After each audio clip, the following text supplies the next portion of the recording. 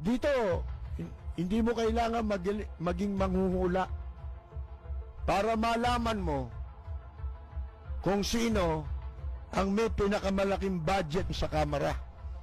Kailangan nyo bang manghula? Hindi. Your guess is as good as mine. Sabi nga sa wikang English. Rapid fire! Katakot-takot na pork barrel po ang nabulgar. Nakapanlulo mo, ano po? Bilyon-bilyon, mga kaibigan. Isang congressman lang, isang district, ha? Katakot-takot na pera. Dito pa lang ho, mga kaibigan, malalaman na ninyo kung gaano kawawalang hiya ang mga nakaupo sa pamahalaan. At wala talagang sinseridad, ika nga po, na tulungan ang ating mamamayan para ang bansa natin bumangon. Dito, daig pa ho ang sinapak ni Manny Pacquiao, Hindi na makabangon, Isang congressional district in Davao got 51 billion allocation. Paano babangon ang sambayan ng Pilipino? Dito nyo makikita kung gaano ka magnanakaw ang mga nasa kamara. Rapid fire! One lawmaker noted the 51 billion peso allocation for the congressional district of Davao City lawmaker Paulo Duterte, a son of former President Rodrigo Duterte. COS said, based on data they gathered, funds allotted for Paulo Duterte's district from 2020 to 2022 totaled 51 billion pesos. This was during the term of his father, Rodrigo Duterte. Isipin ninyo yan. Hindi na pala ngayon 75 million ang nakawan para sa pork barrel ng congressman. Isipin ninyo yan, ngayon lang ito. Sa dinami-dami ng administrasyon, yun ang sinasabi natin, Ang susi, kung gusto mo makapagnakaw, dito sa administrasyong nagsasabing galit daw sa magnanakaw, I hate corruption, pero ngayon lang ito, nakarinig ng ganito. COS says the allocation for Paulo Duterte's district is the highest in Philippine history. Mga kaibigan, dati 75 million, minumura na sila ng taong bayan, Di ba? Ngayon, bilyon, mahigit.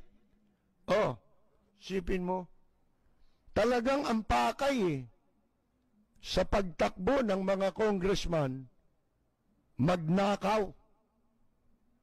Yun lang ang pakay. So, alam nyo, kalukuhan na rin yung paniwalaan pa natin, yung sinasabi na, walang magagawa ang presidente sa laki ng korupsyon. Hindi totoo yun. Ang nangyayari kasi, gusto ring magnakaw ng executive. Para hindi sila pakialaman, hindi nila pakikialaman. At yung mga mambabatas pagdating sa kwarta. At unang-una, ang mga mambabatas, ang silang may kapangyarihan na magpasa ng budget. Dahil kung kakalabanin sila ng executive, mga kaibigan, hindi maipapasa ang budget. Di ba? O kaya, hindi palulusutin yung nakaw ng executive. 51 billion. Siyempre, ang mga project niyan, masabi lang na merong maipagawa, di ba? Ang kailangan kasi, dispatchahin yung pera para manakaw yung kanilang kickback na malaki.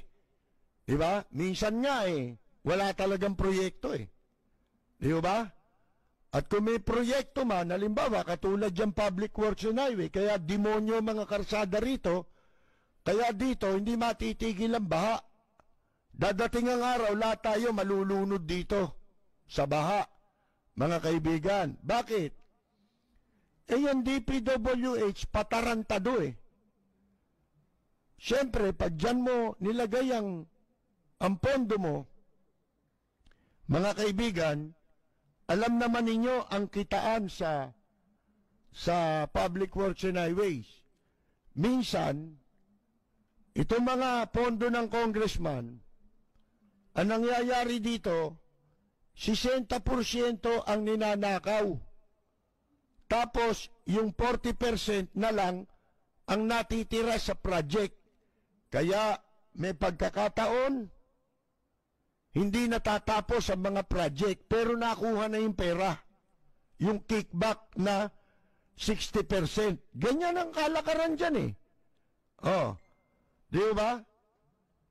Madaling masira. Kasi taon-taon nagnanakaw eh. Di ba? Pag nasira, susunod na taon, pwede na namang magpagawa ng konti. Tapos malaki na naman ang mananakaw. Eh di ba mas malaki ang pork barrel ng senador? Dati ang senador 200 milyon ang isa niyan eh. Di ba? Itong mga congressman dati 75 milyon kada taon. Di ba dito nga nakulong yung mga senador na mandarambong, mga kaibigan, na nandambong ng pork barrel nila? At doon sa pork barrel scam na yan sa PIDAP, na maliwanag na naiintindihan na ng publiko kung paano ninanakaw ang pera. Doon sa scam na yon, hindi ba puro peki yung project? Puro ghost yung project? Katulad nung kay Napoles, di ba? Si Napoles ang handler ng pagnanakaw. Kung paano nila nanakawin sa pamamagitan ng palsipikadong mga foundation. Na kunyari ay ibibigay yung pera para sa mga magsasaka. Pero wala po. Walang project na ganun. Kasi pag foundation, hindi mo pwedeng i-audit. Pagka ang pera ipinasok mo sa foundation, hindi ma-audit. Pero masama yun dahil scam yan eh. Sindikato yan eh. Mga kaibigan eh. Yun ang ibig sabihin nun. Si Ka-Percy Lapid, bumabanat. Lapid Fire.